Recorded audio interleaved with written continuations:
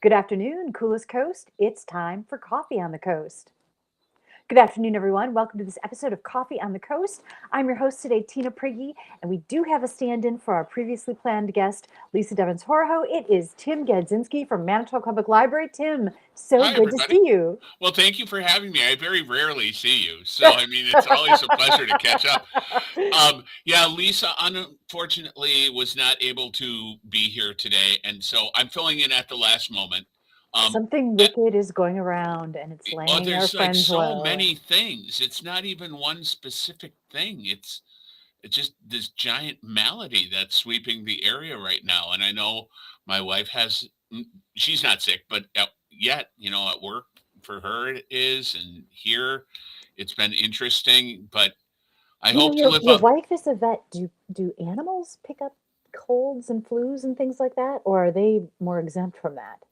I did not pick up on that while I was sleeping next to her last night. The osmosis wasn't working. So I honestly can't answer that. And I would say if she's watching, but I know she's not because She's busy she's with, in the middle yeah. of appointments. But I don't know. I honestly don't know. I know that some diseases are transferable, like COVID. Yes, for Oh, 100%. And that was one of the um, odd dangers of COVID was that it could be on animals' fur or hair, depending on it.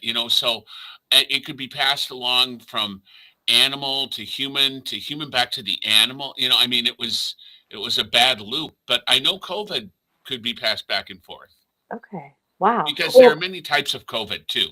we have definitely veered off topic. That is not our topic for today, but I always Which is enjoy. also not unusual for us. But no, that is not our topic. Our topic is much more positive and interesting. It is about the Soundbooth Badging Session, which is coming up on Saturday, February 21st at 11 a.m. to 12 p.m. specifically in the Idea Box Makerspace at Manitowoc Public Library. Okay, and it looks like for this event, registration is required. Absolutely true. You must be at least 15 years old to do it. Yes. And when should people register? Can they do it right Uh, now? they can't right now, but they can this week. It opens up on February 8th, which I believe, if I'm not incorrect, is Sunday, correct? Today's the 4th, Thursday, Friday. Yeah, that makes sense. That checks out. Yes. The 8th of February at 9 a.m. is when registration opens online. It's exclusively online. If somebody needs help registering, you can always call the library, but just so you're aware of the fact, uh, we don't open until noon on Sunday. So Oh, registration opens 3 hours prior to you being able to get in contact with someone at the library. and And is it I have, limited? I'm sorry? Is the number of registrations limited? Yes, yeah. Well, because with these classes that take place in the Idea Box, the class size tends to be small, and it's not like there's going to be only one badging session for the Idea Box. For any piece of equipment in the Idea Box for the year, and if you don't get in on that, you're kind of out of luck. There are several badging sessions, but we keep it small so that people can actually feel confident and that they're they can in this case do the recording that they want without harming any of the software or any of the equipment, and that's essentially what badging is. Yeah, for viewers who don't know, tell us what is a badging session? What does that Yeah, mean? well, it's a tutorial. I mean, essentially, that's what it is. It's a tutorial so that you know how the equipment works, and that you can once you're badged, you get to work on your own. You just need to reserve time on that piece of equipment, in this case specifically the sound booth. And so once you get badged, you can sign up for time during any of our standard operating hours and come in and work on things on your own. So And it's so does great. that just go like on your library card or something with Yep, a you okay. have to have a library card. That's the one thing. You can stop in, you can do it over, you can call in, and we can register for you. On that piece of equipment. And really, what's nice about it is that with the Idea Box, it hasn't happened a lot, but somebody could be working on the sewing machine. Someone could be doing voiceover work in the sound booth, and someone could be working on the Glowforge at exactly the same time. So It's a multi-purpose, very useful space that encourages imagination and Creativity and creativity. yeah. Yeah. So tell us about the sound booth. So Okay. how should somebody use it? Like, what does that mean? What is it? What do you do in a sound booth? Well, a sound booth, obviously the name kind of implies what you're going to be doing. It's for recording purposes, and you can do voiceover work. You can work on podcasts. And it can be singing too. It can be vocal tracks to pre-recorded music. You can mix music in there as well. The primary piece of equipment that they're going to be focusing on people getting comfortable with, in addition to turning everything on correctly in the sound booth, including, the light, so you're not sitting in the dark in the sound booth, but is GarageBand, because GarageBand is still, an industry standard that people use all the time to do mixing of both podcasts, just straight up voiceovers, or any type of like readers theater, anything that you want to record, and mixing music. So once you register for the class, there's going to be things made available so that even before you show up for the badging session, you can familiarize yourself with GarageBand through the library website. And So then is GarageBand and the microphone and all of that provided in the sound booth? What do you yep, have to bring of your own? your creativity, your dulcet tones, your golden voice, and what you want to record. That's the thing. All the mics are included. The software's part of the deal. And it is an enclosed sound booth. It's not just out in the open. So you have an element of privacy to work on what you're doing too. Is And it soundproof? So, like, if somebody's working on the Glowforge or the 3D printer, can they hear what's going on in the sound booth? it's sound resistant, I would say. You're still going to hear some of it. I mean, it is not like an isolation booth, kind of thing where, I mean, there'd have to be a specific HVAC system for it if that was the case, Oh, because you couldn't seal it off, and just make sure that it's absolutely soundproof. gotcha. So, there'll be a little sound bleed, but not tremendous. Okay. And if I may, I'm Mhm. going to go to the sound booth mistress's crib notes that she provided me for.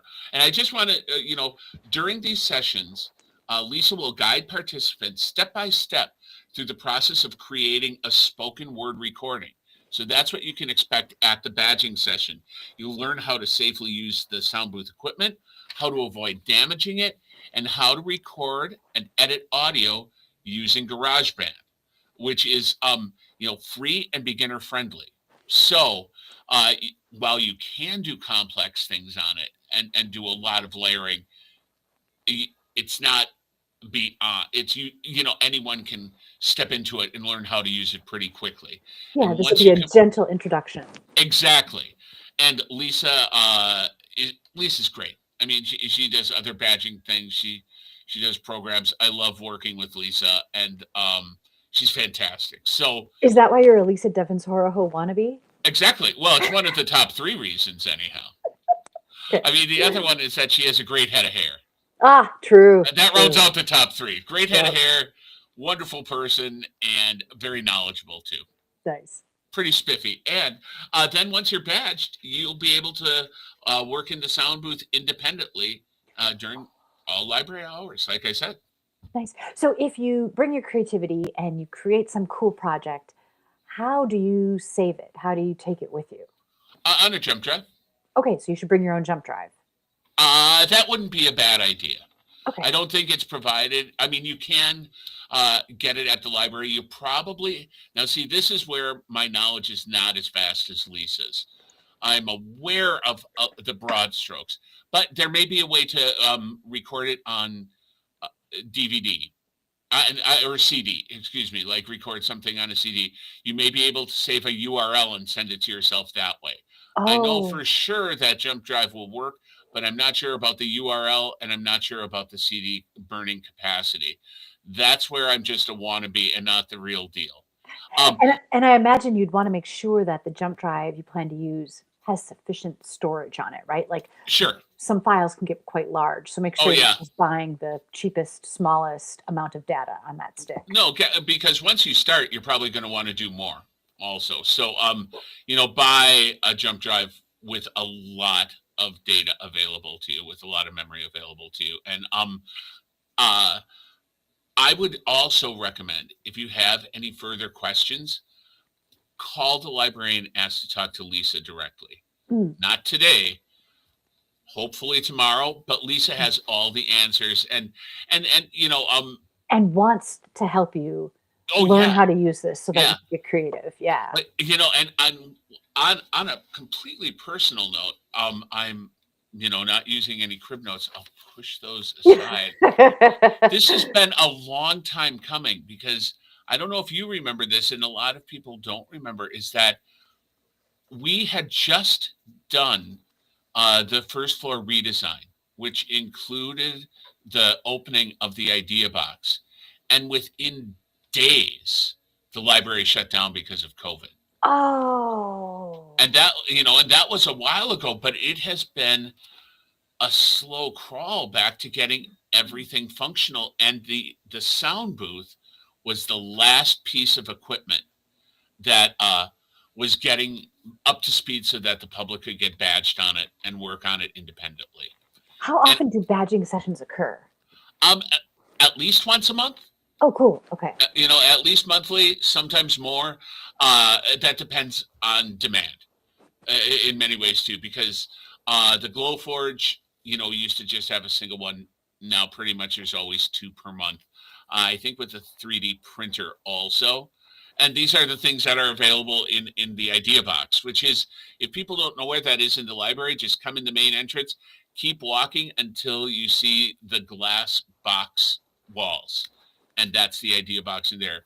We've got the Glowforge. We have the 3D printer, 4 sewing machines, Cricut machine, 3 doodler pens. Oh.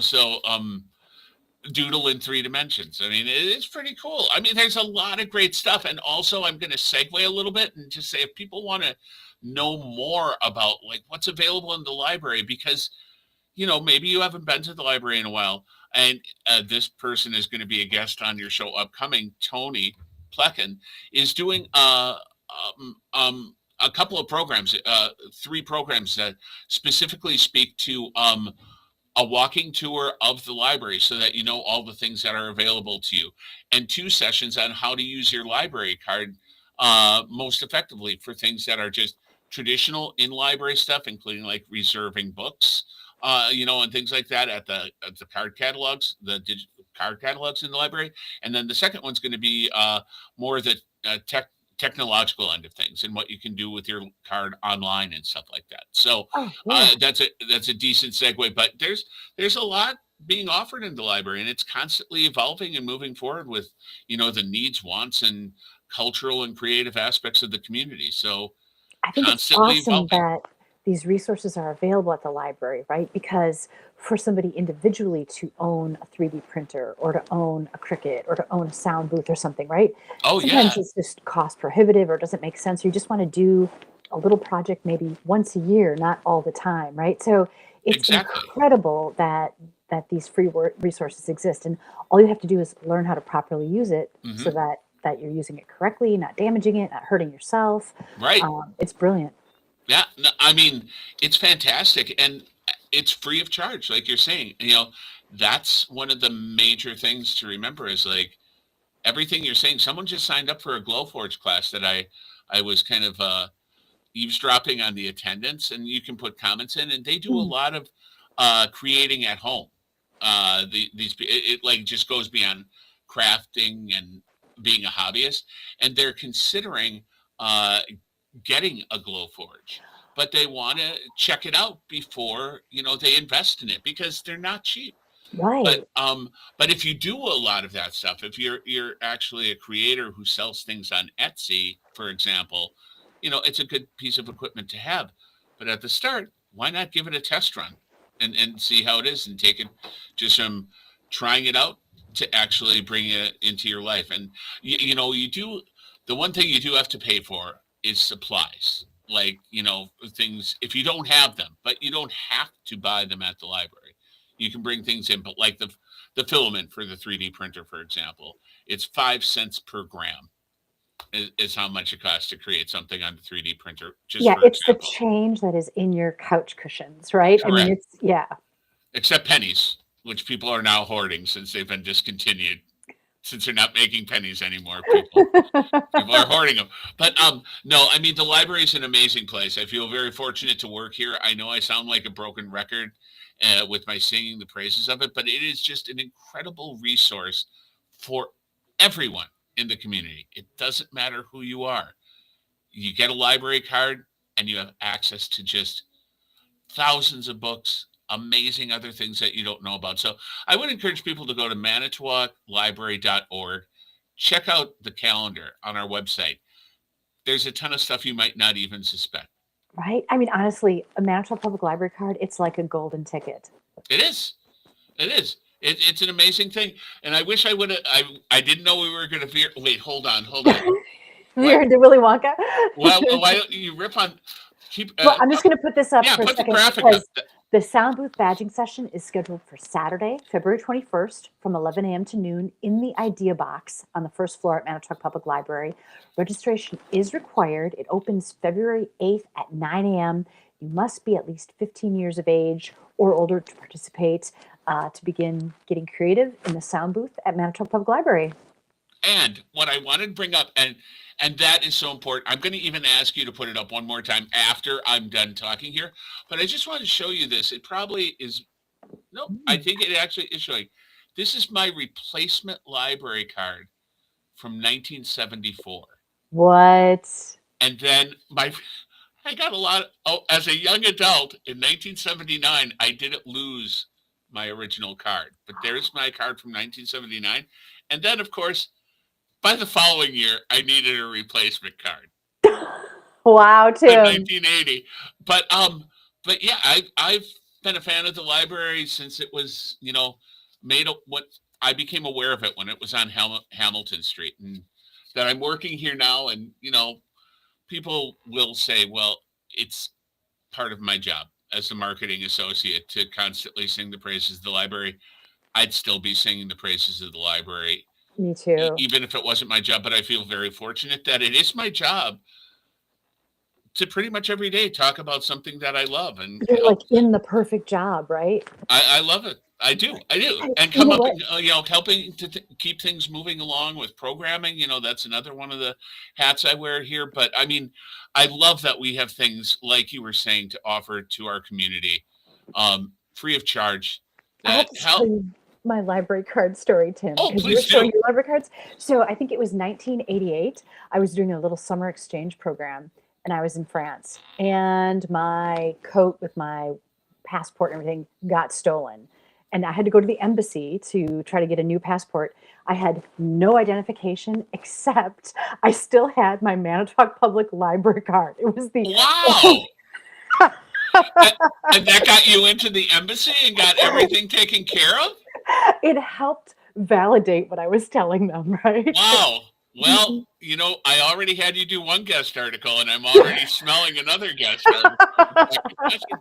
That's amazing. It got the process rolling, right? That it validated that you, in fact, I mean, and I guess it's so obscure. Like, who would ever bring out a library card to fake who they are? I mean, maybe they would. Maybe there are people more duplicitous than myself, but maybe. But I mean, they think of like, here's how I will set my evil plan in motion. A Manitowoc Public Library card.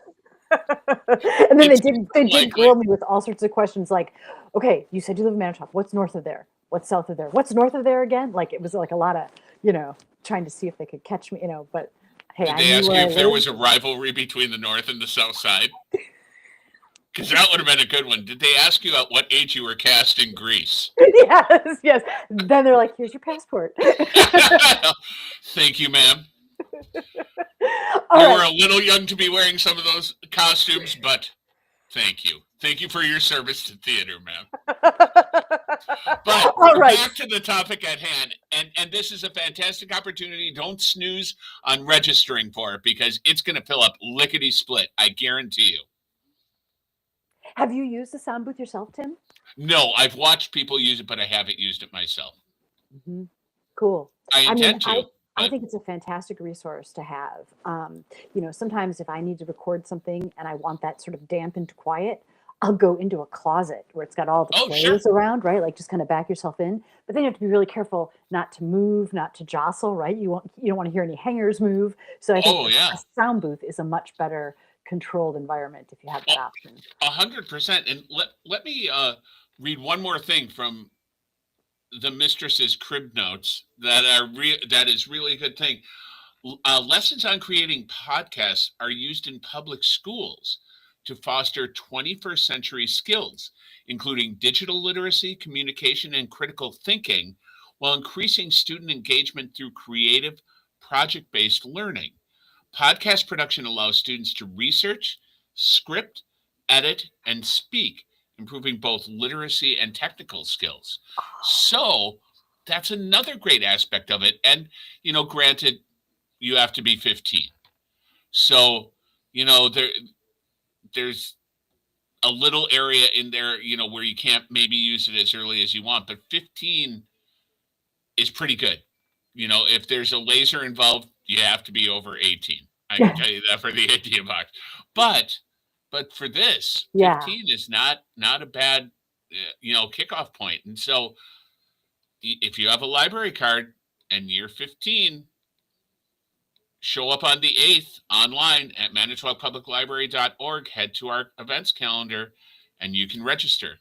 It's awesome. Tim, thanks to you and everybody at Manitowoc Public Library for continuing to just be such a valuable resource here in the community to, knowledge is power, right? And the more access we have to it, the better it lifts us all up.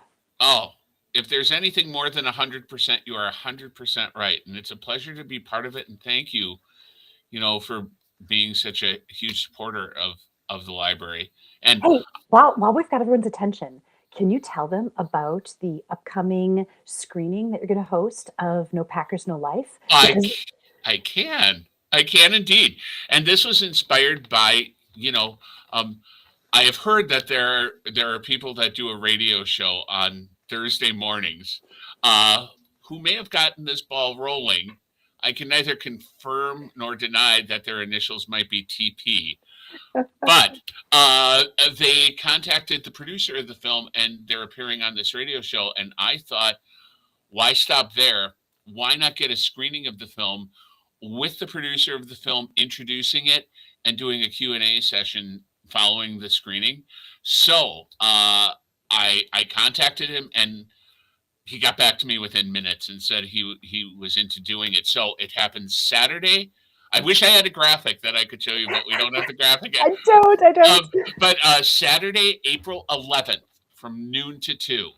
It's a perfect time. It's spring, but it's not going to be warm enough to I anticipate going outside, but it is such a unique, wonderful film. And it ties into our culture and shows just how surprisingly and broadly things that we take for granted as being, in our landscape aren't things that should be taken for granted. And there are people that we see a trip to maybe, Tina, why don't you, since I've done this part, why don't you tell what the movie's about? Okay, so in Japan, in Tokyo, there is a Japanese Packers cheering team. So it's a group of people that, share a love of the Green Bay Packers, which is pretty unique in Japan. They get together and they, drink beer, eat food, and they watch replays of Packer games and talk about it and have their favorite players and all of that. And a guy from Wisconsin was doing business in Tokyo, and he saw a Japanese guy wearing a Packers jersey, which American football is not popular, let alone Green Bay Packers, right? So he went up to the guy and he just said, "Go Pack, go." And the guy turned around, he's like, "Go Pack, go." And he's like, "Go Pack, go." And the Japanese guy's like, "Go Pack, go." And the guy from Wisconsin is like, "I have to ask, how do you know this? Like, why do you know this?" And that's when he heard the explanation of the Japanese Packers cheering team.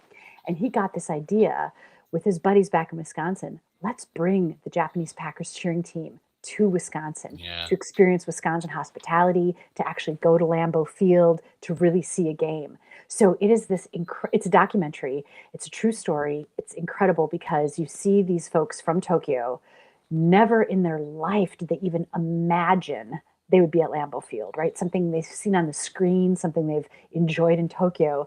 Now they get to come to Wisconsin and they go. It's just so touching. I really love it. Yeah. It's just amazing. And it's a great film. It's also, you don't have to invest a lot of time. It moves quickly, but it's a great film, and you get to talk to the person who made it afterwards. Yeah. I'm so happy that we can offer it. And it also shows, things we take for granted aren't necessarily things that we should take for granted. And I didn't, it wasn't in Tokyo, but when I was younger and still an actor and I was doing a lot of touring theater, the one thing you could count on in any major, even medium-sized town was that there would be a Packer bar and a Steelers bar. Oh. For some reason, and I think it might tie into, working class, blue collar kind of like, attraction to it. But I never had if I was touring during football season, I never had to worry about missing a game or it not being on TV because someone would, have DirecTV and the NFL Sunday Ticket. That's amazing. And, yeah. So, I mean, okay, it's pretty great. Ty Morse, he's the producer of the film. Yes. So he's going to come to the library. He's also going to be our radio guest tomorrow. So viewers, in case you don't know, because we're only voices when you listen to the radio, it's me and it's Tim. We're the co-hosts of After Further Review on the Coolest Coast, WMT. So Ty Morse, the producer of No Packers, No Life, will be our radio guest tomorrow. Yeah, and I would tune in just to hear him talk about it because it's phenomenal. It's phenomenal that we have him. And also, Tina, you had said not to tesseract away from No Packers, No Life, but you would thank the entire library on behalf of the entire library, just not me. Everyone who works here, thank you. Seriously, thank you for everything you do, and so very much appreciated. And we keep the ball rolling. We belong to a mutual admiration society.